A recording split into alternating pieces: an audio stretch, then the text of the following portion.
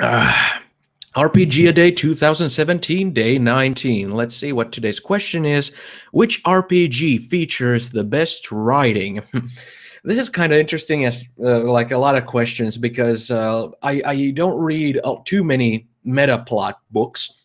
And those are usually the ones where writers' skills as storytellers and scribes kind of flourishes and shines. I've never been too big into those because they most of the time when I have read them, they haven't been that engaging and great. When I've read something like the Cthulhu Tech, meta plot books and stuff like that, they often seem like they they don't want to step too far from the status quo, where they don't want the plot to kind of really move forward to where they would kind of disrupt the basic setup of the game where it's supposed to take place in. And when I read something like Vampire the Masquerade and meta plot books, I haven't ever really been that into the NPC characters and such that those stories revolve around, and so on and so forth. Multiple different cases why I haven't been really into those, but there are still a lot of fluff, aspects in a lot of role-playing game books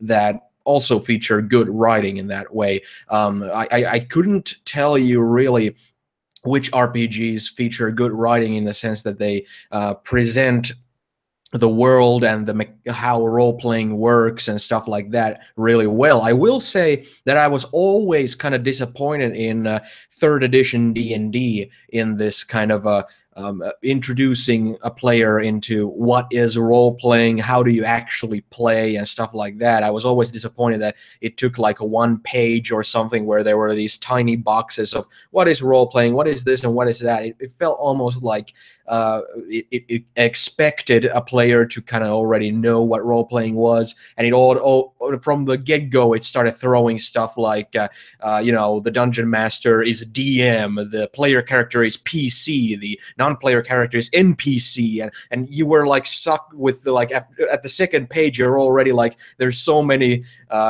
terms being condensed into those single letters. Then the DM says the NPC can interact with the PC, and the DC of the NPC is it's like like that was horrible to me.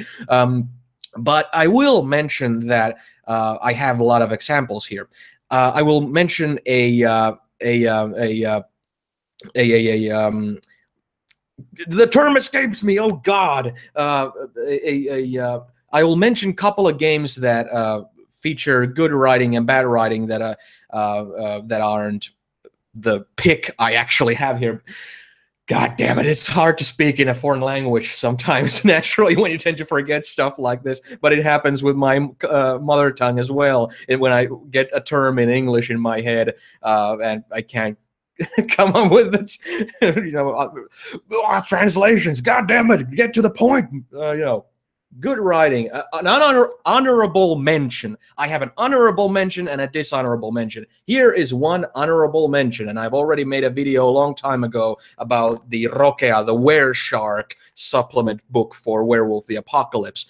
This book, like all of the werewolf books and all the were animal books, have this same pattern of how they introduce everything, to where they give you a story of someone who transforms for the first time, and the way that everything about the setting and the werewolves and whatnot is explained to the player is the way it's explained to that character in that story. In Werewolf the Apocalypse, the example of that is kind of bland. It doesn't have too much character. It's kind of like, okay, a lot of the characters in the story that tell the story and the character to whom the story is being told feel extremely generic and bland, so that you can present the information in this very impersonal kind of way, where it's like kind of like cold data of how things work.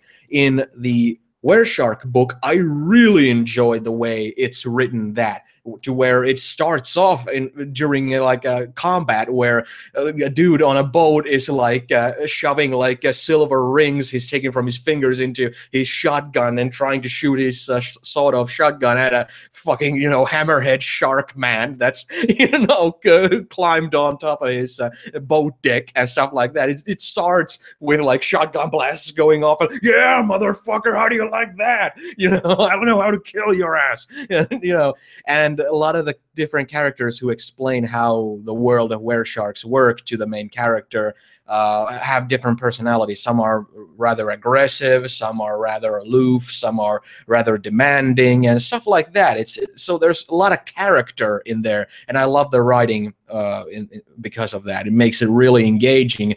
Where just like a story, you don't want to put the book down because you can't wait to see, you know, what happens to these characters at the same time as you're kind of studying the world, so that you can represent it well in your games. And the dishonorable mention is something I'm pretty sure people can already guess, is also something that's in an old video of mine. Though there's a big thing in my old video that I wish I would have done differently, because it was kind of like I had been reading this and I was so disappointed in the quality of the writing and the execution of the writing in it that I was just so pissed that I was looking for stuff to get kind of mad about. And I mentioned the fact that the rat people, the were-rats, are the first ones to shapeshift into an actual human form, a legitimate human form, so that were-rats actually evolved into the world before actual humans.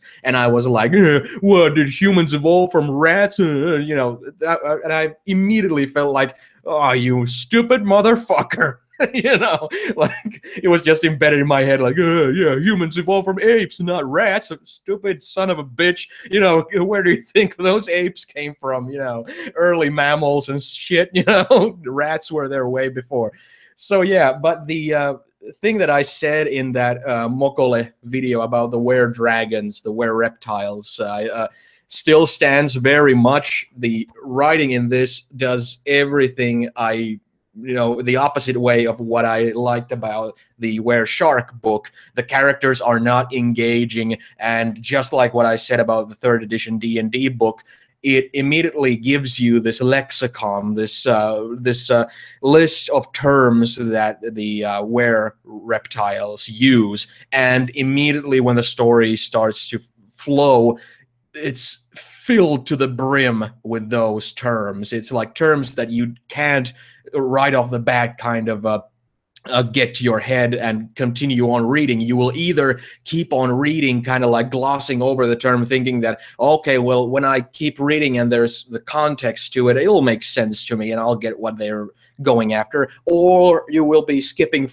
back to the beginning of the book to check the lexicon and, oh, okay, they mean a car. Okay, why couldn't they say a car but instead said something like lachmakak? You know, it's like, it still pisses me off. I love the were-dragons, the were-reptiles themselves, but the writing, the fluff was utter garbage. So you know, it suffers from the execution, not the ideas of how the were-dragons work and such. So, you know, I would love to play a game of were-dragons, but that book is terrible. Now that I got the honorable mention and the dishonorable mention off the way, I'm gonna go into my actual pick, which is this. It's the clan book of Bali, the bloodline of the devil-worshipping vampires. And I've never used the Bali in my vampire games, whether it's Vampire Dark Ages or Vampire the Masquerade, nor have I used them as antagonists, really, in Inquisitor games or werewolf games or anything like that.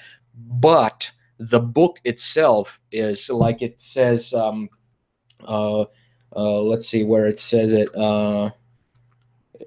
Sorry for taking a little time here.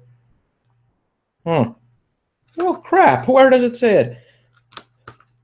It says it right there, for adults only, and that gives you a good indication of what it can entails. There's lots of really grotesque stuff. There's lots of things that you would consider very taboo, and because of that, they're very disturbing. You know, and the thing is, I originally bought Demon the Fallen from White Wolf Games so that I would have good fluff for antagonists. Demon the Fallen itself, it's one of those games if there's a game that begs to be kind of remade fundamentally in a better way, it's that. It's like it was poor excuse for a demon game, and thinking about playing a demon from the actual Judeo-Christian mythology of the fall of man and all that stuff, it presented the world really poorly. Anyway, I originally bought that just for fluff to give me ideas for antagonists, and the same reason was behind getting the Bali clan book, and the Bali clan book has fueled a lot of my imagination for antagonists throughout the days. Whenever it's something I need that's devilish or occult-ish or something like that, it's been a good provider of that. I don't want to show any of the pages because there's a lot of stuff that maybe YouTube wouldn't like, and I don't want to show it to anybody who doesn't like seeing stuff like that. But there's a lot of grotesque stuff. It's very filled with violence and deviancy and perversion and all that stuff. So yeah, it's worked excellently as fuel, as fuel for one's imagination. I don't know if I would ever run a game where players play Bali. It's kind of like I'm totally cool with players playing evil characters, but when it comes to evil to that extent, where they're kind of reveling in cutting up babies and stuff like that, it's kind of like, yeah, there's a limit to everything. I don't want to go there. I've played in a Vampire Dark Ages game once where I wanted to experiment with that by making because I was thinking like the vampire kind of mythology of what is a vampire encompasses a lot of kind of evil aspects. It's kind of it has aspects of pestilence. It has aspects of stalkers and rapists and sexually transmitted diseases and sexual sadism and all sorts of really messed up things. And I felt like in a lot of vampire things, vampires are presented as sympathetic characters, and I wanted to try out making a vampire who is like a legitimate monster, to where their humanity score is really low. And I played a Nosferatu who went around stalking, kidnapping, sexually tormenting, and robbing people of their lifeblood and infecting them with horrible death cult like disease and stuff like that. It's like it wasn't fun. It was like it was interesting to get to throw around those kind of ideas, but actually playing them out, not my bag. And the Bali are pretty much exactly that. Too bad the cover kind of thing is kind of gotten wavy like that, but anyway. I think that's a video. I think that's a cut right there. So see you tomorrow for day 20.